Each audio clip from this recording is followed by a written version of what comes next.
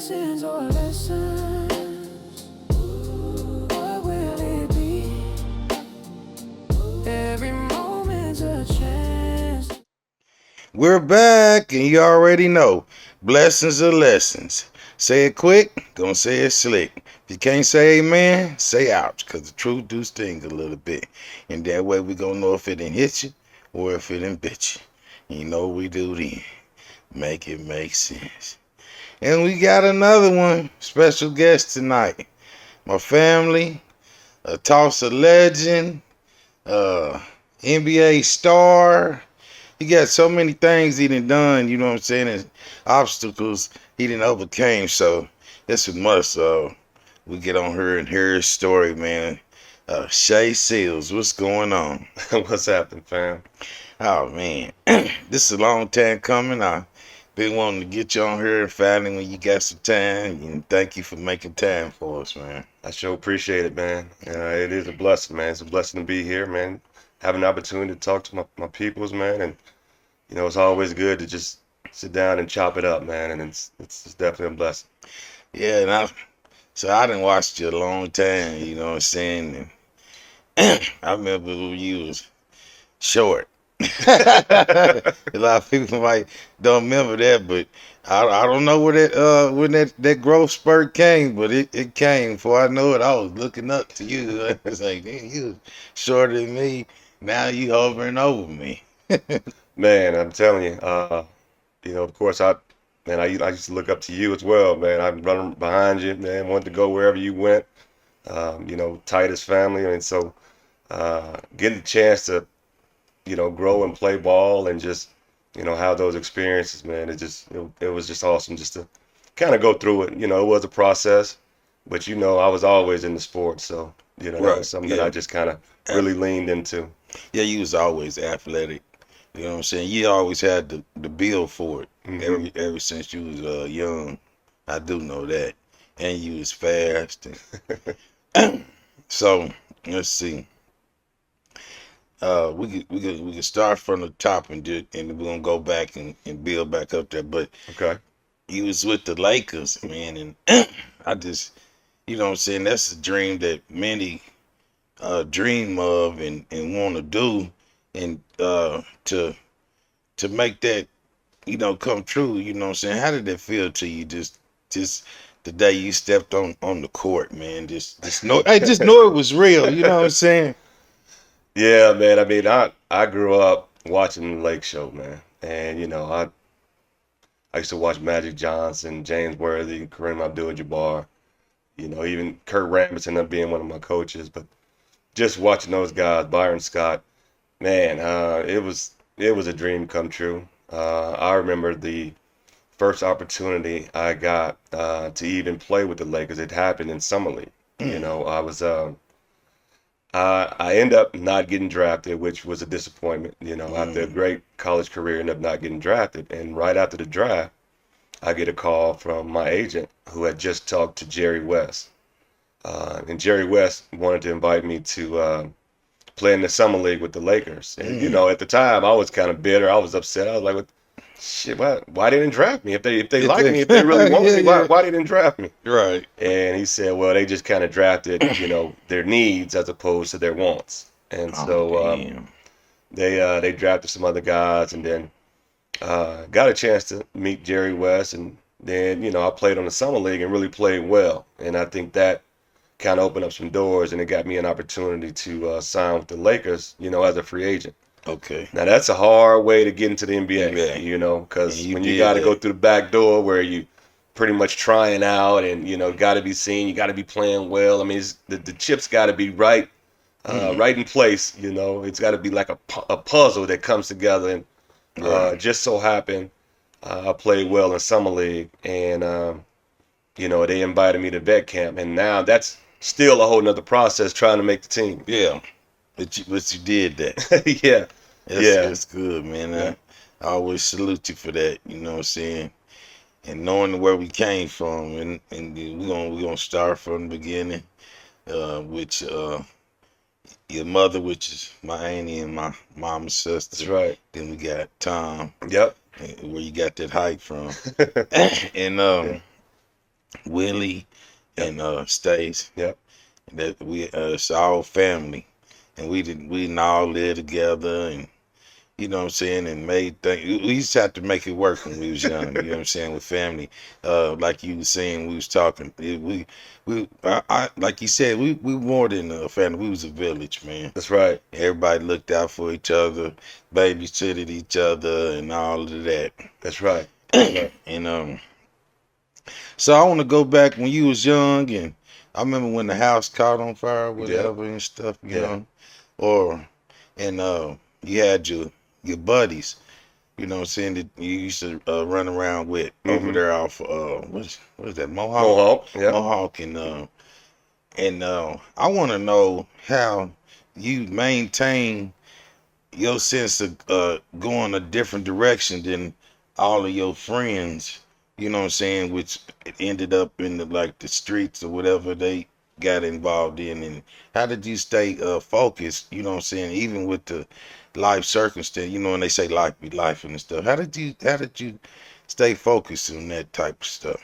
Man, like you said, we grew up like a village, and I would always kind of see, what was on the outside, and I just wanted to, just have an opportunity to do better. Right. And so, I saw how we struggled, like my mom struggled, our parents struggled, Right. but they always did the best they could for us to make sure we was okay. Yeah. And, once I got to like middle school, I saw, how other families were not struggling. I mean, they were doing okay, Right. and I would go to like my buddies' houses, man, and they had really nice houses, man. It was the first time I went to a house that you pushed a button and the garage door open. Yes. So Right. I was like, man, I want this for my family, and Yeah. um, I think it was just a motivation of, trying to get my family out or trying to do better for my family. And I didn't want to just kind of go that same route that you see every day, kind of, where guys make bad choices or you make bad decisions and they end up, either, in jail or selling drugs, doing, Mm. things that ultimately doesn't have a great outcome usually, Right. and I just wanted to have an opportunity to do better for my brothers. I had younger brothers. I wanted them to have somebody to look up to. Right. Um, of course, we're not perfect. We make some bad decisions, but you got to learn from them. Yeah. And I think that was one of the things that, no matter what, just keep striving to do what you can to be better. Right. And I really love sports. So, whether it was football or basketball, man, I just kind of leaned into that, man. I dove into it and I just enjoyed it. I got to a point where I was addicted to playing sports, Yeah. you know? I remember like we used to always play football Yep. and hitting on the sidelines and uh Willie and Stace was a lot younger, but you'll get right out there with us, and I know I was two or three times the size. And hey, you take your lick and keep on ticking. You never whine about it, and you'll get out there and you was like, I'm playing. That's right. That's right, man. And the thing about it is I love scoring touchdowns. I love catching passes. Now I wasn't no running back or nothing like that, but if you threw me the ball, I'm going to go catch it. Yeah, you And got I'm trying to get away from the big guys because I didn't want to get hit. So yeah, we used to be over Aunt Janice all That's the right. time playing on Hmm. the street. Do you think it's kind of different now? I know you live in different neighborhoods and stuff like that, but do how nowadays you really don't see the kids out there playing. Now I see some with the goals now, Right, right. but with the football like we used to do all the time, I really see that. I, Like I don't see it, man. I don't see it. yeah, But there's so many other distractions for kids now. So many other things. I mean, of course you got social media. Of course you got video games. Of course you got yeah, things that pretty much keep you inside. We didn't have that growing up. yeah. We may have had a couple video games, but our parents were like, man, y'all better get your ass outside. Y'all ain't gonna be sitting up in there all day. Get on outside. And drink out the water hose. Don't even come back. Don't even come inside. Yeah, yeah. Turn on that water hose and get you some water. But Yeah, that was how we grew up, man. We were on the outside.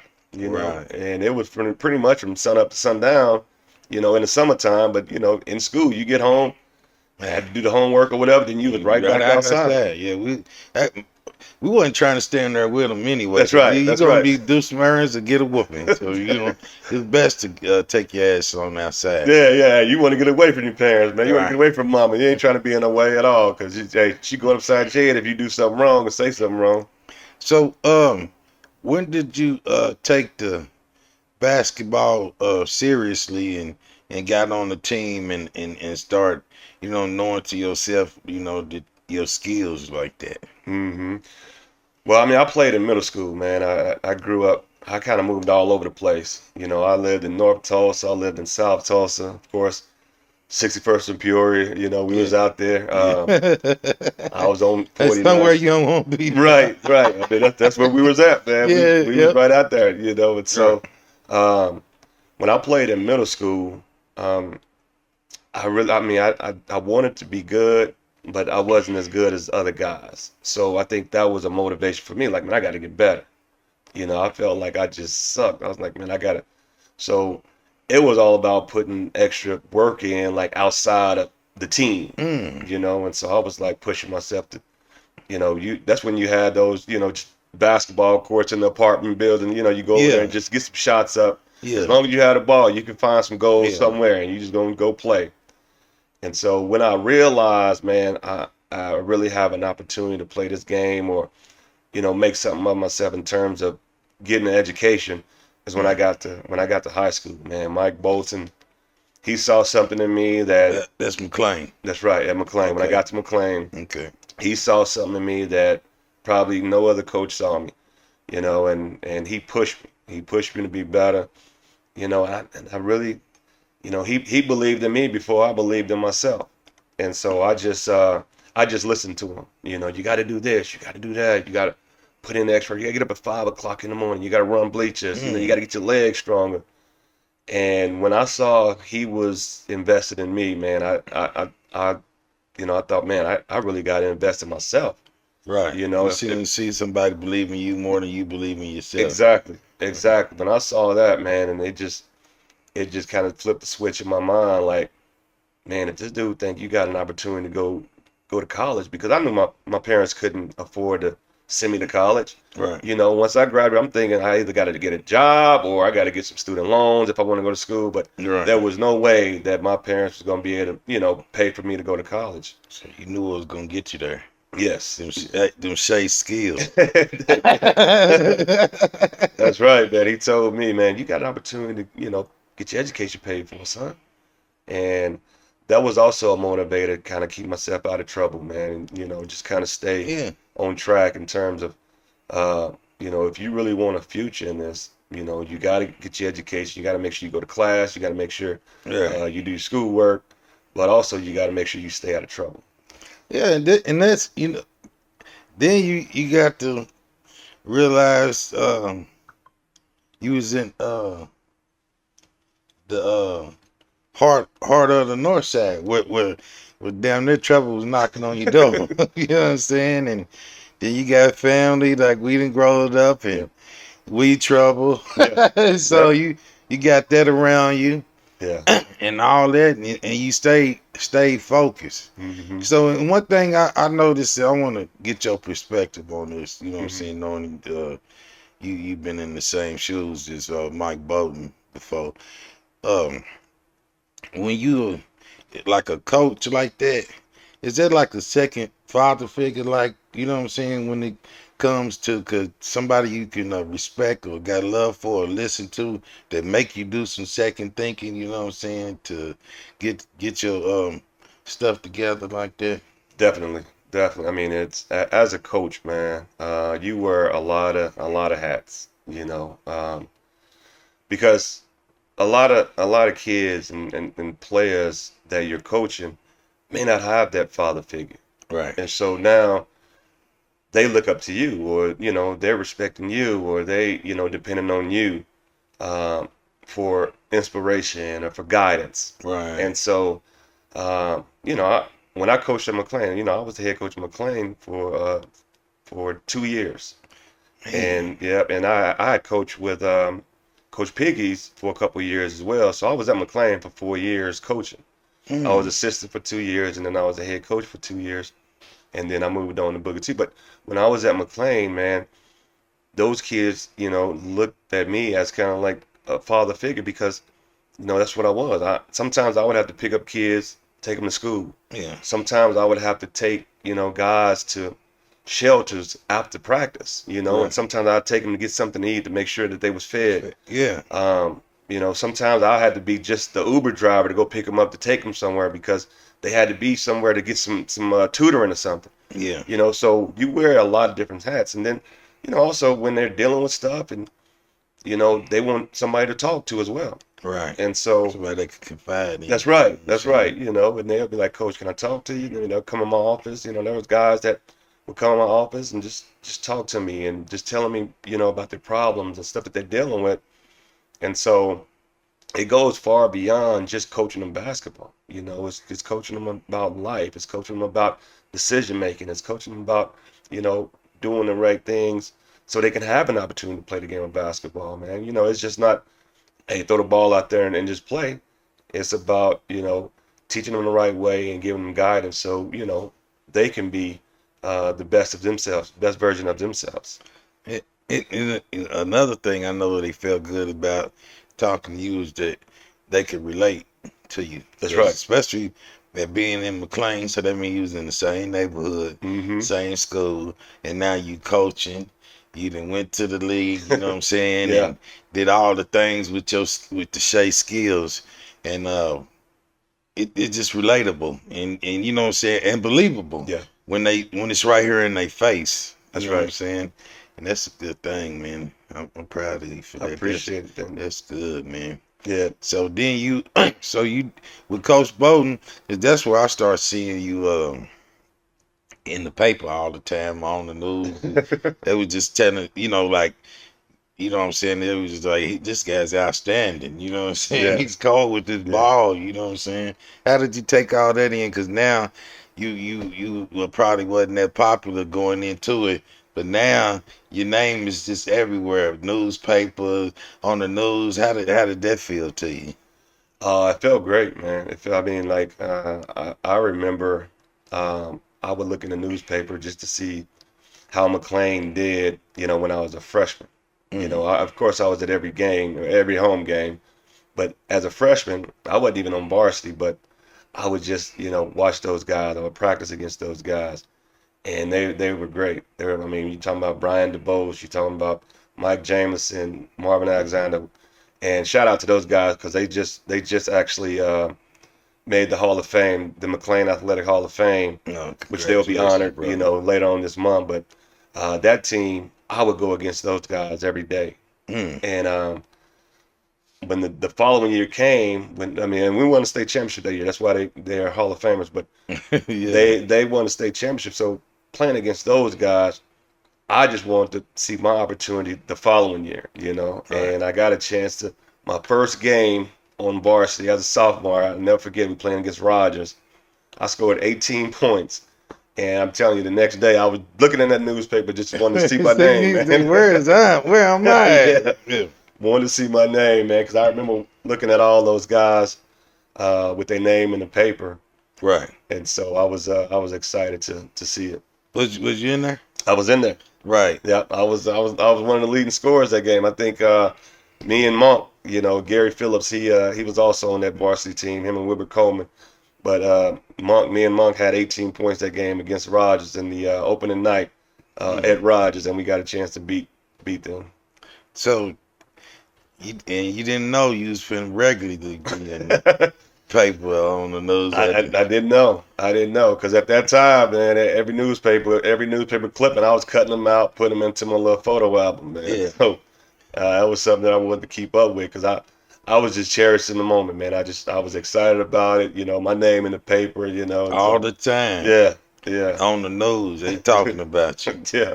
And that is that when the colleges start looking at you and everything. Yeah, man, my sophomore year was the first time I got, a recruiting letter. And my first recruiting letter came from Temple, John Chaney. Mm, And Coach Bowden gave it to me, man. I was so excited. And it's amazing because at that time it just kind of boosts my confidence, you know. So I was so excited. Ego through the roof Oh man, after I'm looking like, where's Temple? You know, I didn't know nothing about Temple. Where's Temple? So I started doing some research, man. Found out it was in Philadelphia. Oh, Yeah, I was like, man, I don't know if I want to go to Philly, but hey, I'll give it a shot. They want me. Hey, you know, I'll go. mm, And so that was my first letter, and then shortly after that, man, I just started getting, letters from, all kind of schools throughout the country. And, yeah. that kind of fueled my fire as well. That motivated me even more. You knew something then. That's right. I was They like, wow, looking. I got them there's some looking. interest. They really think I had a chance to play this game, at that Right. level. So, it fueled my fire for real. Is that? Did you realize you like, damn, I'm that good? You know what I'm saying? No, man, I never thought about, where I was at because I always felt like I saw somebody that was better, so I was like trying to play catch up, Yeah. you know. Even if I was, and I remember, being in high school, there was guys that was better than me, and I just wanted to continue to get better, Right. and wanted to compete against them. And even my senior year, I remember there was guys that was selected to play in the Nike camp, and I wasn't even selected. Mm. I ended up getting selected to play in like another camp that was in California, the ABC. It was the Converse ABCD camp, Yeah. and they said the top three guys in Tulsa or in Oklahoma was at the time Keontae Roberts, Kevin Scruggs, and Chris Hayes. Mm. So I was looking at it like, dang, they still think there's other guys better than me in Oklahoma. Wait a minute. So me and my guy Landis Williams, we call him Romeo, me, Romeo, and then Big Boy, he was a year younger than us, Odell Stokes. We ended up being selected to go and play in the ABCD camp in California. Oh, okay. And so, and I took that kind of personal, like, Felt dang, the kind of felt I some ain't type good. of I'm way. not good enough to be one of the top three to go to Nike, but y'all want to send me to ABCD. And so, but I enjoyed it, man. It was a lot of good players, a lot of, Who future NBA players at that camp as well. you seen some? You met some people that made it to the league from that. Oh yeah. Oh Yeah. yeah, that was a lot of guys that made it to the league, man. Okay. So, and all right now, and they was looking at you and all the schools and stuff. What made you pick TU? It's a great question, man. Honestly, I had a great relationship with Tubby Smith, Mm. and but honestly, man, I really wanted to play in the Big East. The Big East was a dream conference for me. I grew up watching Georgetown. I grew up watching Syracuse. I grew up watching, Yeah. Villanova, St. John. I grew up watching, a lot of those schools on UConn, Yeah. and all those schools on the East Coast because they came on, regular TV every Saturday. Right. Every Saturday showing the Big East conference playing, and so I wanted to play in the Big East, and so when Seton Hall started recruiting me, Seton Hall is in what, South Orange, New Jersey, East Orange I think it's South Orange, New Mm. Jersey, but they recruited me and they offered me a scholarship, and I knew that they were in the Big East, and they had just played for like the national championship like a few years before, Mm. and so I was like, nah, I'm playing the Big East. I'm going to Seton Hall. So I went on a visit to Seton Hall. Loved it, man. They took me to Harlem. They took me to Madison Square. They took me, I was in the heart of Manhattan. Man, I just had a ball. Mm. And I actually committed on my visit to Seton Hall. Mm. I committed to them. PJ Carlissimo was the head coach. And so I committed to Seton Hall, came back home, and then Tubby Smith said, "Hey, I know you already committed, but just give us a visit, and we'll show you around. We'll show you what TU is all about, and just give us a look before you make your final decision." Mm. And so I said, "Okay, and I'm thinking I'm going to Seton Hall, but if y'all want to give me a nice hotel room, y'all want to wine and dine me, give me I'll take it. some good meals, I'm gonna do it." And so they showed me around, and I just fell in love with the coaching staff. I had already knew guys on the team, and it was just a good fit for me. And I kind of backtracked my decision and said, "Hey, you know what? I'm gonna stay home go to the University of Tulsa. He just stayed at the house. Stayed at the Well, house, and man. is TU like a smaller school than there? Well, they both private schools. I mean, Seton Hall, at the time wasn't much bigger, but TU was a small school. I mean, at the time they had about a little bit over 4,000 students. I think they got less than 4,000 students now, but they're both private schools. But I mean, they both play at a high level in Division One, and I just, of course, Mm, Seton Hall was higher as a higher level, but they both was Division One, and so I was like, man, I'm just gonna you had stay to go home. with work fit with you though. That's right. But That's then right. you was still at home with family and everything. Yeah, yeah. That was you know, of course, tight family. The support system. I love the fact that my family could see me play. Yeah, I love the fact that I could be still around my family. If I went to Seton Hall, I would probably see my family maybe twice a year. Because you probably get a break during the summertime, and then you get a break during Christmas time. right. But you wouldn't see your family that much, and they only time they would see you is when they watching the game on TV or something. Mm. And so I wanted to make sure that I could be close to my family and they could see me play. You did some things at TU. I I seen I when I seen you playing and how y'all was getting up, you know what I'm saying, and hmm you was making a name for yourself. They start building shit around this. They did. I ain't that rental center thing. Yeah, I was like, cause y'all had how far did y'all the Sweet 16 that's right. and Yeah. then next thing I know, poops, buildings start popping up. They were just talking about you all the time, man. Yeah, yeah, man. We went to, and I was fortunate because like I said, it was such a great fit for me. Yeah, Um, a lot of guys, especially at that level, don't go to four straight NCAA tournaments. right. So all my years I was in college, I played in an NCAA tournament Every year. every year, every year. So I mean, Mm, that was kind of, I felt like that was expected. right. My freshman year we went to the Sweet 16. My sophomore year we went to the Sweet 16. My junior year we lost in the first round to Louisville, and then my senior year we lost in the second round to Clemson. But my years in college, that was kind of expected to be in the NCAA tournament and not just get there, but we was expected to win. Win a game or two, win some games Right. in advance because that was we felt like we were good enough to play at a national level. Y'all was Yeah. doing it hmm and did it consistently. Yep. Yep. Yeah. We So pretty much that's stayed talent. ranked every year, man. And I remember my senior year, we go out to Pauley Pavilion to play against UCLA. They were number 5 in the country. Mm, And we go out there at their home and we beat them. First game of the season, we beat UCLA, and they were ranked number 5 in the country. man. I think to this day, that was probably the highest seeded team, highest ranked team that the Tulsa team has ever beat. He done did some shit. We had some good runs, man. I Yeah. mean, it, So how did that feel, you know what I'm saying, knowing that you was doing things like that, man, like things that ain't been done before with where you was doing it, cause uh can't nobody wear your shirt no more. yeah. I mean, it was a lot of fun, man.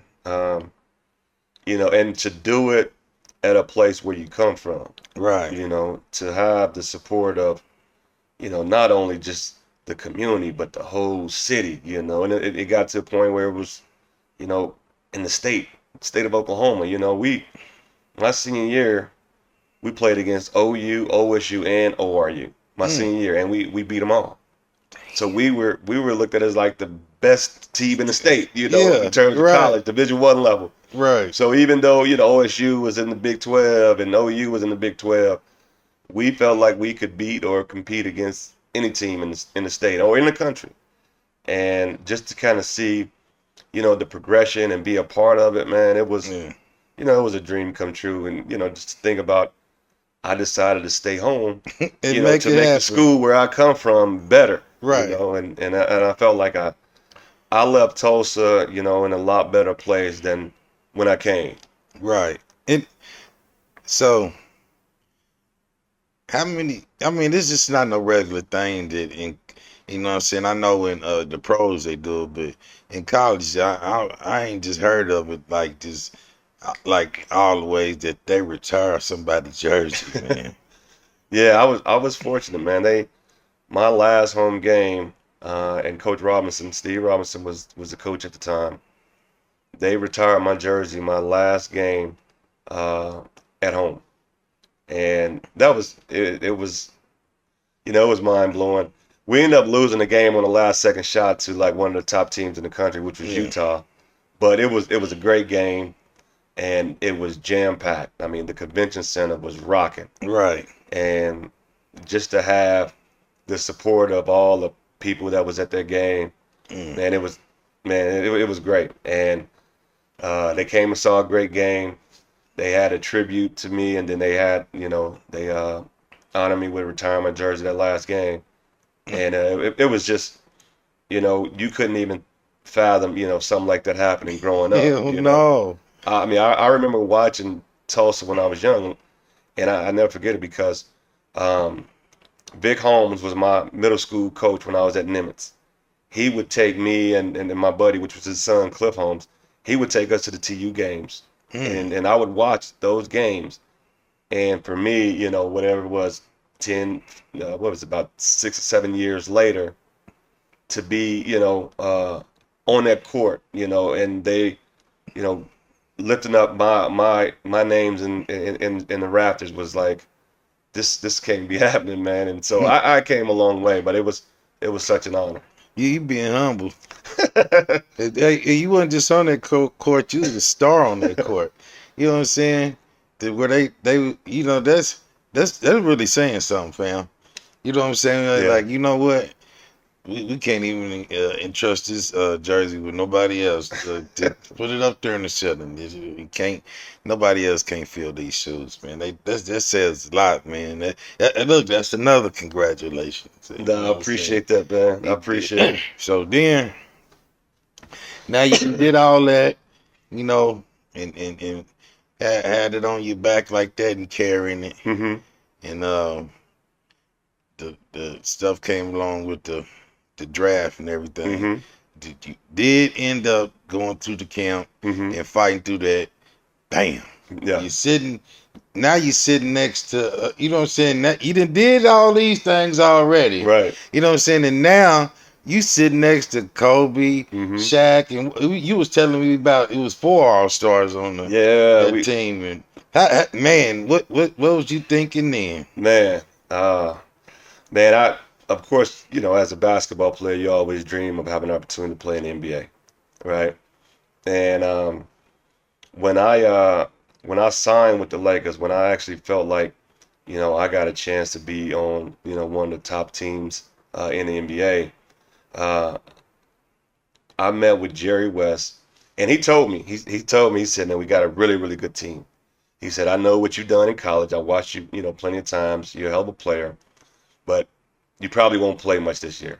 And he said, "But this is what I want you to do." He said, we got a young star, a young upcoming star. His name is Kobe Bryant. He had just went through his rookie year, and he was a good player. But he said, what I want you to do, man, every day, if we practice at, 9:30, I want you in the gym by 8 o'clock in the morning. I want you to play Kobe Bryant one-on-one every day before practice. And he said, and I want you to just to challenge each other, just to get better. You guys got to Man, compete. And so every day that we had practice, if we had practice at 9:30, me and Kobe was in there by 8 o'clock, man, going at it. And by the time guys are walking in, we already, drenched in sweat because we just, it's like a brawl out there, one-on-one brawl. We going at it, for a whole hour, hour and a half before practice even start. I don't mean to interrupt you, but I'm at an all like. You was just playing the Black Mamba like that, Man, just regularly. Just a one-on-one like that. You and him one-on-one. mano a mano. You Man, know what I'm saying? yes. Did y'all get pretty close? Like, you know what I'm saying? Did he mess with you a lot and stuff like Yeah, I that? mean, we were cool. I mean, of course, we were the two youngest on the team. Oh, Um, Yeah, we were the two youngest, and Was he younger than you? yeah, yeah, because he came out of high school. You know, Oh, he okay. went to the league out of high school, and I'd already did 4 4 years, and years in college. yeah, Okay, yeah. but I was still like a year, maybe a year or two older. You Yeah. know, but yeah, Kobe was kind of standoffish. I mean, he would only kind of fool with you just on the plane. He chat a little bit, but he wasn't really tight with nobody. You could always tell he was really kind of focused on just trying to do what he can do, try to be better. You could tell he was on a mission, and he wasn't Mm, gonna let nothing derail, what he had in store, and right. he but we, when it comes down to, road trips or, practice, of course, us being the two youngest, Yeah. we would chit chat that way.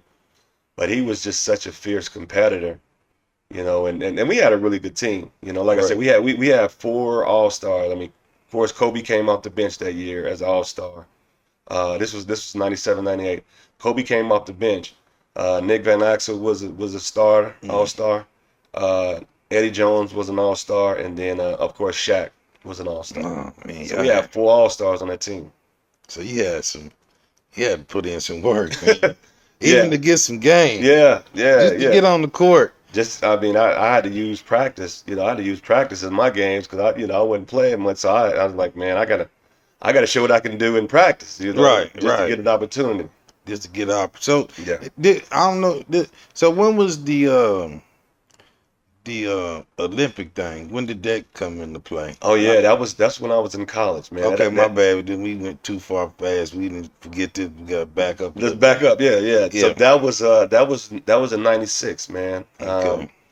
We played. Of course, we played Dream Team 3.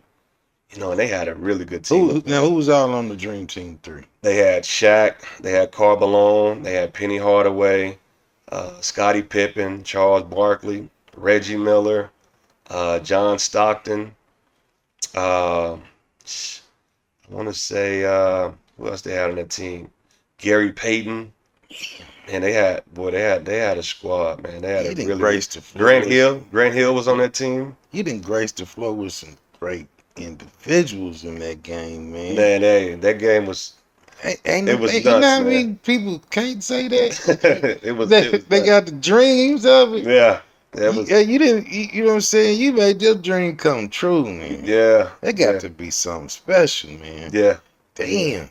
And so uh, everybody always talked about the Barkley situation Mhm, with you. You know what mhm. I'm saying? And he said something to you. Did you hit a shot on him from the corner or something?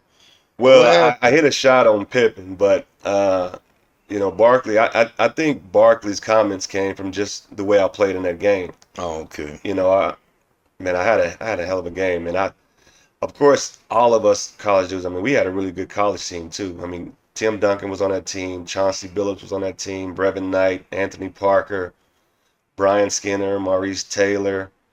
I mean, we had a heck of a Corey Carr. We had a heck of a team, and Mm, uh, we were all nervous, but I think I just had a calmness about me once we stepped on that floor. Once we stepped on that court, man, it was like in my mind, I'm like, this is just basketball. We just mm. gonna play some hoops. I mean, I done did this a million times. Just go play some ball. And Yeah. that was that was my mindset. And when I went out there and my first shot, I got a good look at it and knocked it down. Mm, That's what just kind of got me in my flow. I got in my right. flow. And as a guy that is confident and you can make some shots, you can hit a couple shots. Now you feel like you in your You groove. ready? Yeah, this is my element right now. See, I'm in my mood. Yeah, yeah. So I started knocking down some shots, man, and had a hell of a game. And after that game, Barkley came up to me and he was like, "Man, hell of a job, man. You played well. You just made yourself a lot of money." Mm, Which I was like, I sure appreciate that. yeah. Barkley, he talk plenty shit. Yeah, he So do. that's a good thing when you get a compliment from him. Yeah, him and Pip was talking shit out there. I mean, Yeah, talking crazy to the college guys. man. So so you got a lot of them probably had to go being starstruck first. Like these are my idols, That's right. That's and right. then now I get a chance to play against them. I got to woosah. Right, You know what I'm saying? right. To go on and play my game because I might just get a little throwed off. Like, damn, this is Bark. You know what I'm saying? So now how long was you with the Lakers?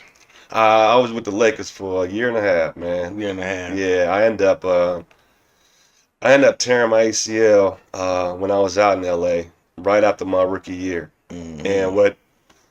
what ended up happening was I played in summer league, but the NBA was on lockout. Right. So at the time, the NBA players were locked out because uh, they were restructuring the new collective bargaining agreement. Okay. So the owners were trying to, do things different. The NBA, player union was wanting different things in the contract, and so that was a lockout. That year, going to 98, 99, the season didn't start till like February, Mm. and so I was in LA playing in summer league, man, and I was playing so well. You're coming off a year where you don't play much, and you're going against Kobe every day. I mean, it just gets you prepared, Right. So I was ready. I was ready for Ball. that next year. And in summer league, man, I was killing. I never forget it. I mean, I had games of 40 in Mm. summer league, man, just playing well with a lot of NBA guys playing in summer league, even though it was locked out. You And was making 40 points? man, I was scoring Oh, you 40 in a you few was games. playing. I was balling, man. I was feeling good. My agent at the time had us on a team that we were competing against like other NBA players, other potential NBA players, and I was just after that year of sitting out, I was just hungry. I felt like I put Yeah. the work in. I'm ready. I'm ready for this stage. And unfortunately, when I was out there, one of the last games of summer league, I made a move that I'd have made probably a million times. Mm. I just did a pro hop where the guy came over, pro hop to the side, but just so happened when I pro hop, man, my knee kind of buckled, and I just Damn. felt it pop, and then I knew something was wrong, and I just went and sat down, man. I was thinking like, damn, this is gonna hurt me, because Yeah. if I tore my ACL, I know I'm gonna have to sit out for a whole year, and I know I didn't want to do that, and then have to go through surgery and get my knee reconstructed and all that. Yeah. It was just gonna be a major, major setback, and at the time, that's exactly what happened. Damn. And that's what had messed everything up. That pretty much derailed my NBA career. In Damn. which, man, I tell you, just playing, for the Lakers at that time, going against Kobe every day. I'll give you a quick story, man. That I remember, like, this had to be in January because, yeah, in January, you pretty much getting ready to prepare for, the All-Star break in February. Mhm.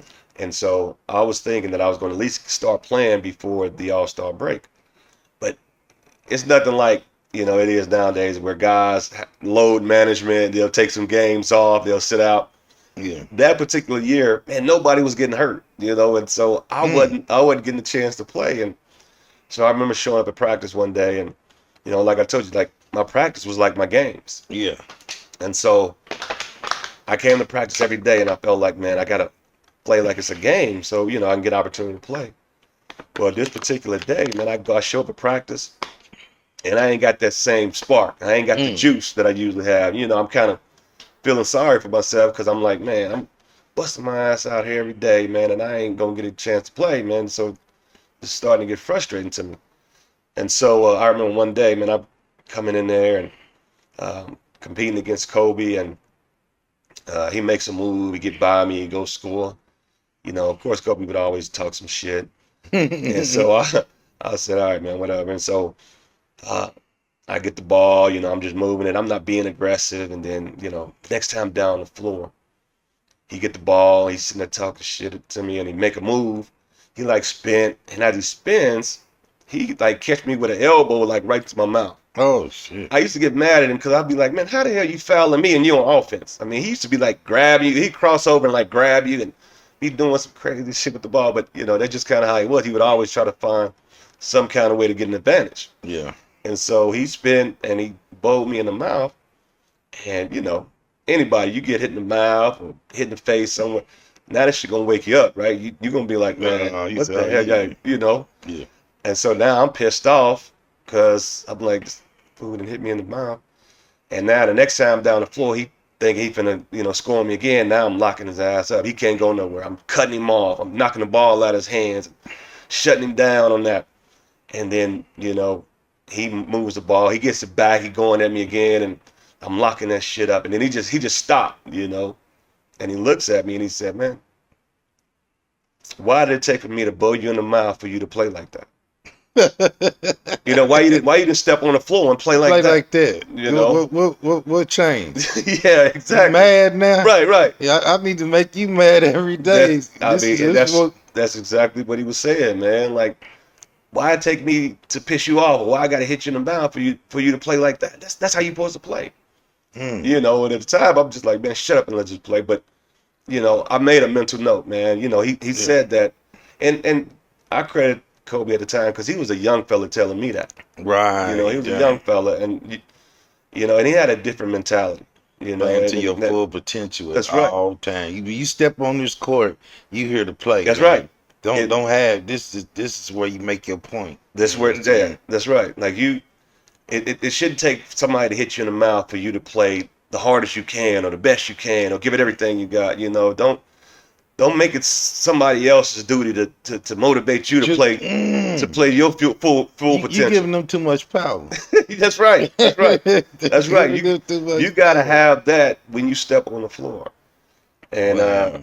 I took that to heart, man. That was a lesson learned. You talking about lessons and blessings. Yeah. That was a lesson that I learned, man, from a young fella that ended up being one of the greatest players that ever played the game. Yeah. At the time you don't know that, but that was something in him to say that to me. Right. And Motivation. yeah, and it stuck with me, man. It stuck with me. From that time on, that's how I played. I stepped on the floor like somebody had bust me in the mouth already. Yeah. And they give me a different old perspective of Kobe.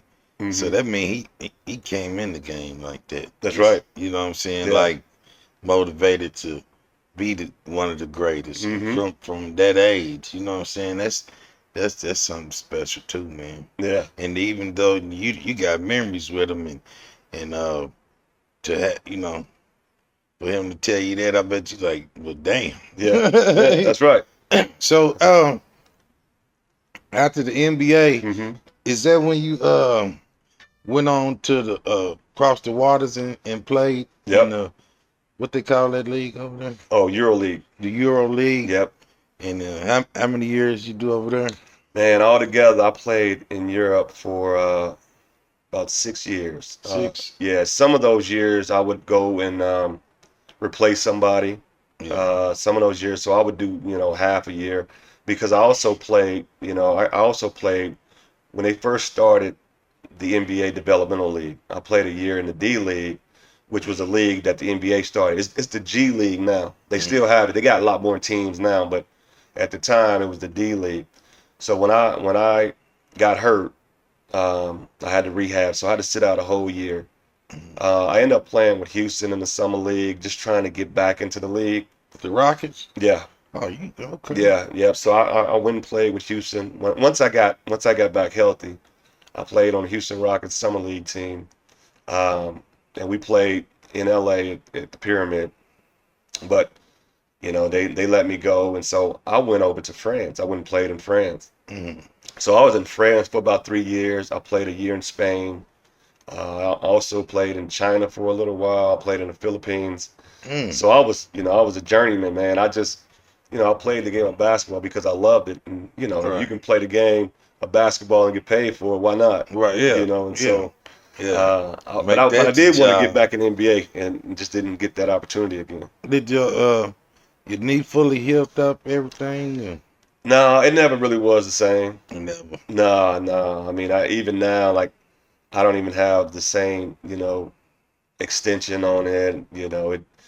It never got as strong as was. I mean, I think that, because I used to could really jump off one leg, and Yeah. once I tore my knee up, I really couldn't jump off one leg anymore.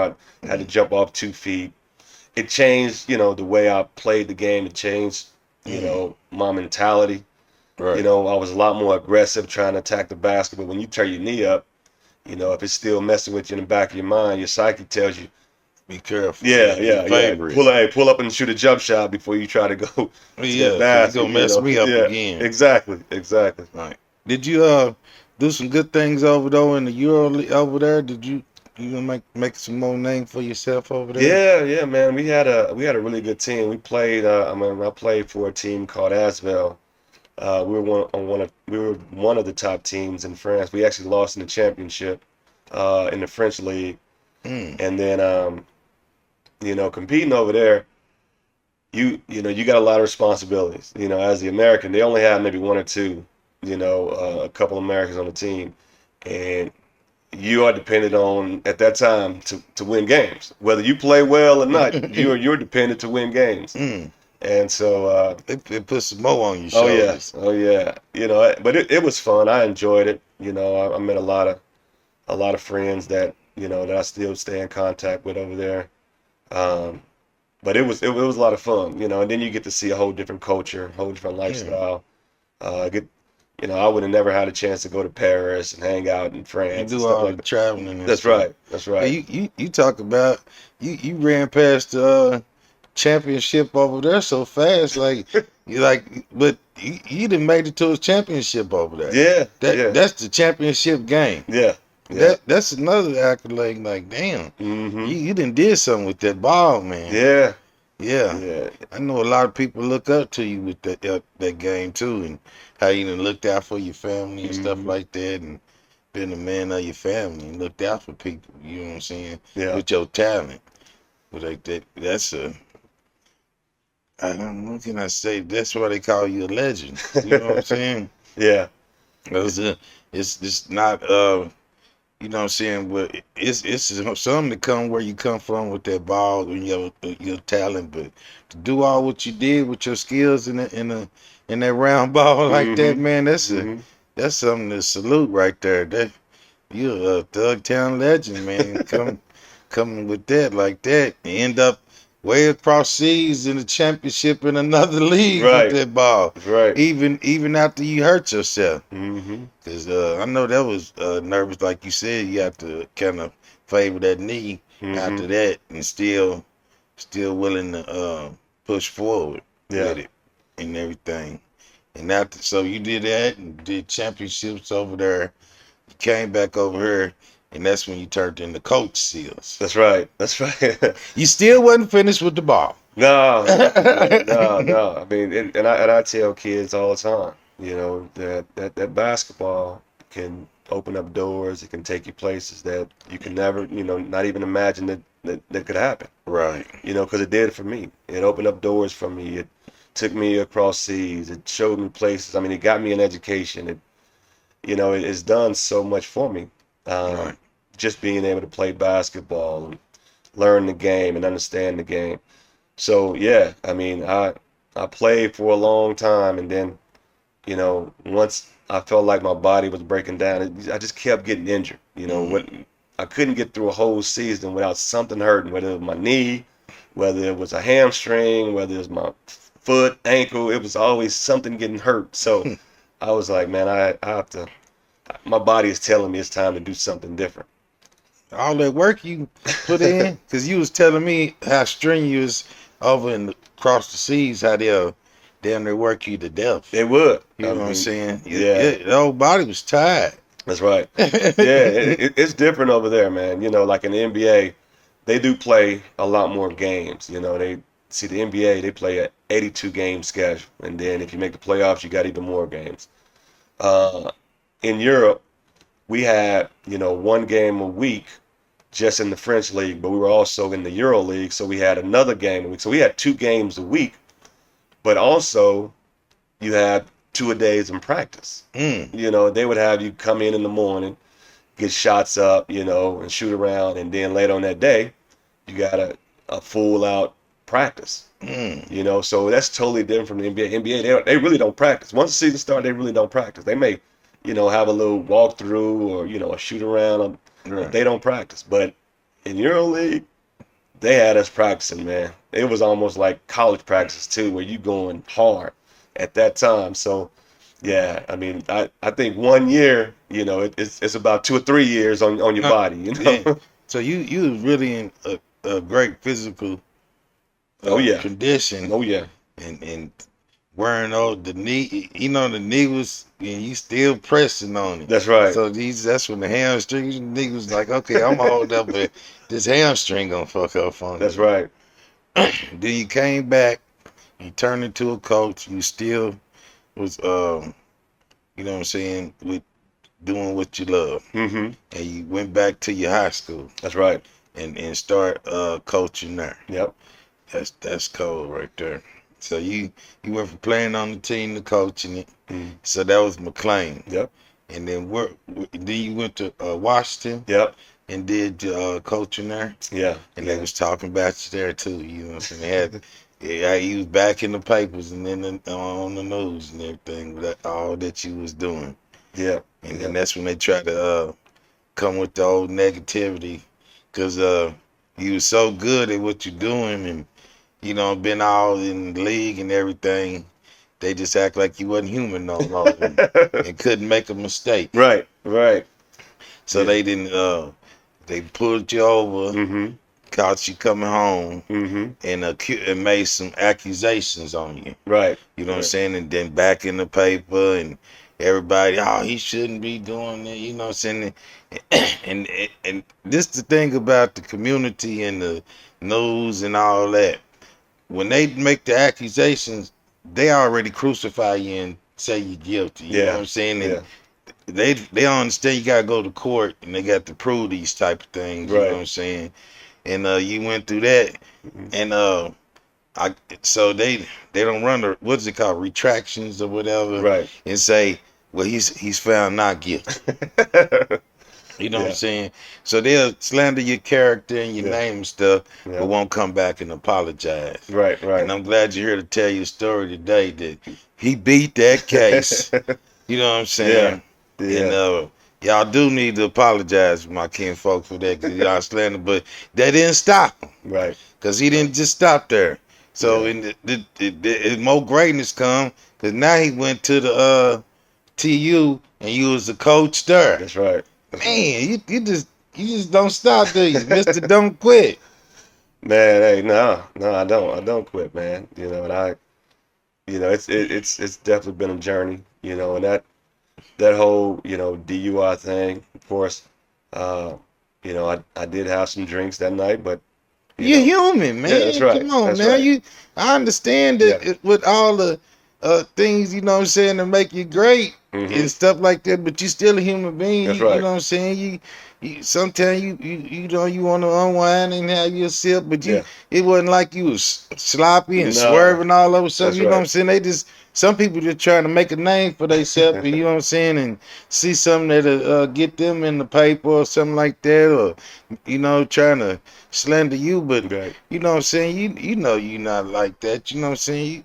That's what they do, yeah, But it does, you know what I'm saying? It didn't stop you. it Right. didn't, So yeah, now you went to coaching at TU mm-hmm, mm-hmm, and doing your thing.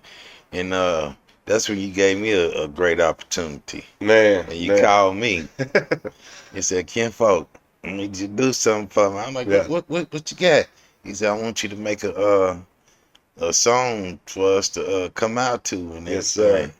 And what's that coach name? Danny Manning, Danny Manning. He was like, yeah, we got Danny Manning in here. We gonna, you know what I'm saying? We finna do some things. And I was like, I got you. mm-hmm. And you blessed me with that opportunity, man. Thank you so much. Man, that song was fire too, man. That song was fire, man. I wish you could play it for the people, man. Play it Yeah, for the people sometime, man. yeah. But man, I remember, man.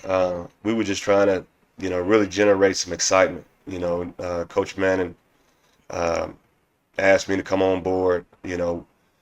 We had won a couple state championships at Booker T, man. We had it rocking and rolling over there, and had a good career going. And um, I spoke to the AD, Ross Parmley at the time at the University of Tulsa, and he asked me, would I be interested in, coming to Tulsa and coaching? And I said, of course, this is my alma mater, man. I'd love to be, right back home where I come from and have a chance to coach college. And so when they hired Danny Manning, I had to, have an interview. I had to, have a conversation with Danny. And he actually said, man, I love to have you. And Mm. so we want to just generate some excitement about the new hire, of course, the new staff coming on board. Um, and I felt like, if we could get, a local talent like yourself, man, to put on for the school, make this song, for our guys to run out, man, it's just, I think that would just be exciting to the community, exciting to the guys, a Tulsa song. It ain't just a song that come from, but, a song that's just modified to this program, to this school, Right. to this team and this coaching staff. And when you came with that song, man, I was pumped up, and the guys was pumped up about it, man. Man, that was a great opportunity, man. I sure appreciate that. I put my heart in that song. Yeah, I yeah. was down there screaming and yelling on the hook. The hurricane. Yes, sir. Yeah. Yes, sir. So put my heart in that, and it's to see you back home doing your thing and knowing, you know what I'm saying, you went from playing to coaching, you know what I'm Hmm. saying, to just you just don't quit. And not, you know what I'm saying, another thing, all the things you went through and roller coasters and life be life, I ain't never seen you whining about it, you know what I'm saying? You Yeah. always smiling about it. Yeah, you got to, man. I mean, You grown man. that's right. That's right. Whining ain't gonna get nothing for you, man. That ain't gonna do nothing for you, man. And all it's gonna do is slow you down. Right. I ain't gonna complain. I ain't gonna whine. I'm just gonna keep grinding.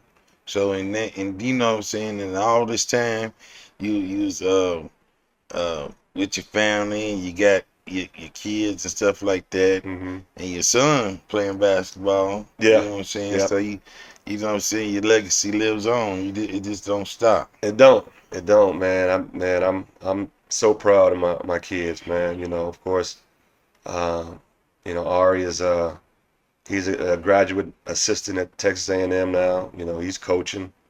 Mm. And then my youngest son, Shamar, he's playing basketball and football, and so he's trying to pave his way. My daughter, she plays soccer. She's the goalkeeper, so she enjoys that. So she's competitive. And then, she dabbles in basketball too. She said she missed basketball, so I think she's gonna get back out there and play some AAU basketball this summer. Wow, you just installed it in all of them. Yeah, The yeah. athletic family. Yeah, man, and I'm just proud of you. So what you got going now on you? Like, I know you travel a lot. You Hmm. had to catch up with you. Yeah. Well, right now, man, I work for a company called Varsity Spirit. Man, it's a sales position. I'm a regional sales manager. I work with a great company. I have a great team. But I'm over the yearbook division. So Uh, I have 17 reps. I oversee 7 states, which is Oklahoma, Texas, Arkansas, Louisiana, New Mexico, Arizona, and Colorado. So I have reps in all those states where I pretty much oversee them as they go into schools to gain yearbook business. They do the mm, yearbooks for the schools. They help. We print yearbooks. So I'm with Varsity Yearbook, and it's kind of like coaching. It's like coaching, but it's not yeah, coaching basketball. It's coaching business. It's mm, coaching, sales skills. It's coaching business skills. It's coaching support and service skills. So, um, I'm still coaching the team. yeah, It's just not basketball, but right, I'm enjoying it, man. I travel quite a bit. So as I was coaching college basketball, I was traveling a lot. Recruiting. right, Now I travel quite a bit, but it's to oversee my reps in different states. right. You think you ever get back into coaching again, or do you? Man, I'm coaching my son's little 8th grade AAU team. We did Antioch Saints 2030, but Yeah. they give me my basketball fix right now. I don't It know, sound man. like a drug. Yeah, yeah, they give me my basketball fix, man. That's So real. I I think I would like to. I watch it, man. we just saw Michigan win a national championship. I mean, whenever you see the NCAA tournament, Right. it gets your competitive juices flowing again. You think back about when, not only when you was playing, in the NCAA tournament, but when you was coaching in the NCAA tournament. I mean, Mm. all that is just it's exciting, man, and it just you just thrive in the competition of it, man, and it's so huge, and people love college athletics and college sports. I mean, I can see myself doing it on down the line. Yeah. Right now, it takes away from you being with your family at all. Yeah. I Cause mean, you. man, it's you always doing something, whether it's recruiting, whether it's scouting, whether it's Yeah. traveling. I mean, you You be always got busy. something. You got visits. It's just you're always busy, so it takes you away from. You miss a lot of time with family. That's something I noticed when you say something because you done did so much that you don't even be thinking about it. You was like, yeah, when you played in the NCCA and now you coaching the NCAA. You said like like everybody doing that. Everybody can't speak with that perspective, man. He just said so nonchalant, like yeah. So when you playing and then you coaching and like everybody don't get to do that, man. Right, You done did some shit with that basketball, man. And I'm proud of you, man. And thank you for pulling up on me, man. man. I appreciate you, man. It's been And is it anything you could tell these young bucks out here, man, that you know what I'm saying, to stay focused and you know what I'm saying, and just don't claim to be a YN, you know what I'm right, saying? You right. know what I'm saying? It's a bigger picture out here. What can you say to them, man, and give them some motivation? Cause from Coach Seal. Man, this is what I tell a lot of my kids that I coach, man, and and it don't matter what you want to do, but believe in yourself because you know as I grew up, my coaches would tell me, if you believe you can, you can. Right. But if you believe you can't, then you also right. Mm. So you got to believe in yourself. You got to Right. believe in yourself in whatever you want to do. I mean, whether it's it's sports or whether it's just a job that you do or whether it's a career, believe you can do it and pour yourself into it. And I think that for me, that's kind of how it was when I grew up, and I just poured myself into it, and I just, I believed in it. It takes time, and you got to work at it. You got to work at it, and you got to push yourself forward. But always visualize what's next. Right. Set those goals. Set, and you got to have some commitments. Right. The way you get to your goals is you got to be able to have those commitments. Commitments are, obligations. Commitments are promises. Commitments are things that you got to do. Right. Goals are things that you hope to do. Mm. So you I got to have like those that. commitments first. Okay. You get those Get commit commitments, to something. yeah, then you'll reach the goal. Then you reach the goal. That's right. That's Ooh, that was powerful. Man, and we growing up a family tight and some that left us. I just want to give a shout out to Willie and Brina, man. That's right. That's You know what right. I'm saying? And 'cause that was our squad when we lived together. That's right. And then my auntie used to say, "Happy play." Better make a happy play. That's right. That's right. You better Yeah, make a happy man, and play.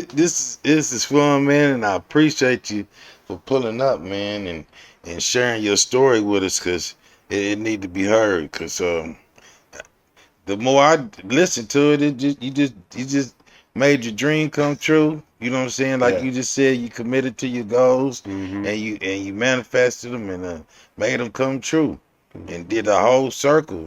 It's been around the world and not yeah, you know what I'm saying? And Yeah. came back and gave back to your community and stuff like that, and look out for people, man. And I salute you for that, man. Man, I appreciate it, man. It's been an honor, man. We always have fun when we get together and Yeah, being able to shoot the shit, man. I just, I appreciate you. I'm proud of you too, man. I'm proud of thank you. things you done, man. And to get where you are now, man. Yeah. I just want to say I appreciate you, man. I always looked up to you, and I love you, man. I love you too. And y'all already know this is blessing lesson. Y'all be good out here or be good at it. We'll get back at you. Joy, the pain, they feel. feel the same. Blessings or